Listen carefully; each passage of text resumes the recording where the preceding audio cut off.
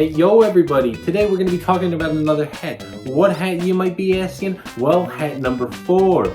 I know what a lot of you guys are probably wondering right now. You probably just got this hat online for cheap and that's the story, that's the end of that. But no, my friend, there is actually a really crazy story that goes behind this hat as well. The story begins with me walking around Central Park, breathing in the fresh air, seeing all the litter in the pond, and having a good time. That is until I started wandering off the path of my walk into the streets of New York. And on one street, I spotted with my little eyes a group of people, and not just a group of people, a group of 3 people, all with witch hats on. And at first, I was like, maybe there's an anime convention or something going on. So I see them and I start following them.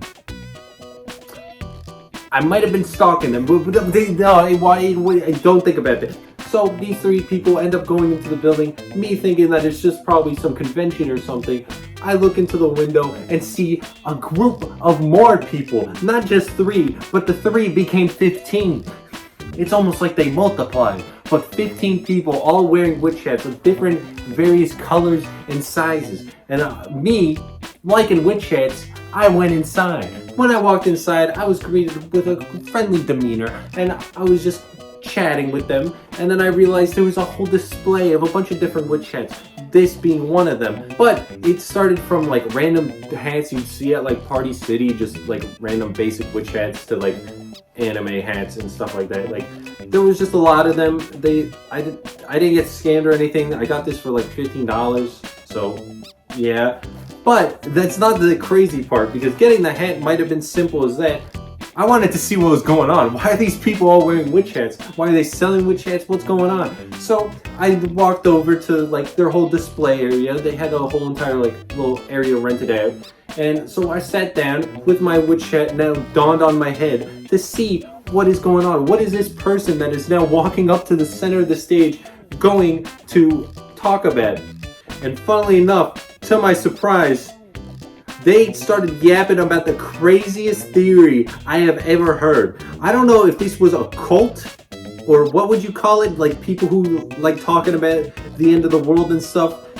I was very confused. So basically, their entire world-ending theory started from a bunch of lobsters from dinosaur times growing in the depths of the ocean infinitely, to someday, one day, probably in like 20, 30 years, to come up and start trampling all the coasts around the world. And I thought about it. Factually, lobsters can grow and live forever, so it could technically happen.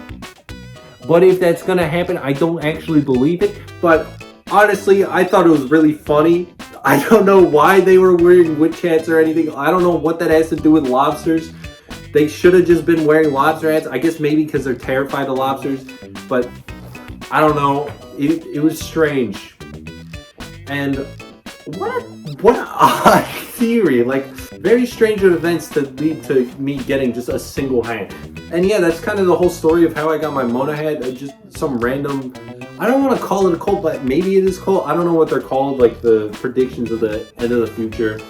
Maybe like predictors. Astral theorists, I don't know, but whatever. Lobster theory probably could be true, could happen, who knows.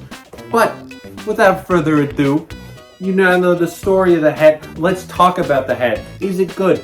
No. That pains me to say, since I do love Mona, if you couldn't tell, but my God, does this thing not want to stay on your head? You could put it on your head, but it will not stay there. Even if I force it on multiple times, it will eventually fall off. I think the main reason is because it's supposed to be attached to the wig, like the Mona wig, because I think this is just from some cosplay site or something. So I think you're supposed to like clip it on or something. I don't really know. It is very cheap. It feels cheap. And I wore it in Hawaii to just walk around, and I was walking around the strip because there was like some big like food festival. I don't know what was going on, but I was wearing it, and with one gust of wind, this hat will fly off. It will just leave your head and it will be gone. So the entire time I was walking around, my hand was like this, and I was holding it on my head. But To the few people who did compliment my hat, I thank you and I love you. Other than the hat not sticking on your head and just working like a hat, this area has like cardboard in it and it pokes and punctures your head. I feel like I'm gonna start bleeding the more I wear this thing. Not only that, there is like some barbed wire, not barbed wire, but there's something here that like pokes you the side of your head too. So a lot of stuff, cardboard, freaking stick of metal. I don't like.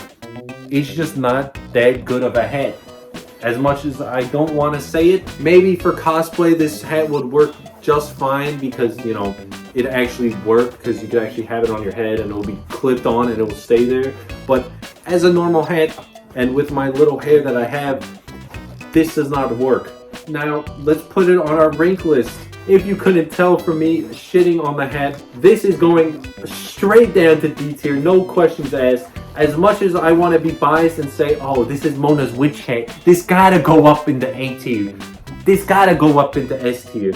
I would not be able to say that and end the day off thinking I was right about that. I put it in the right spot. So sadly, this is at the bottom of the list as it is kind of my cheapest hat, I guess.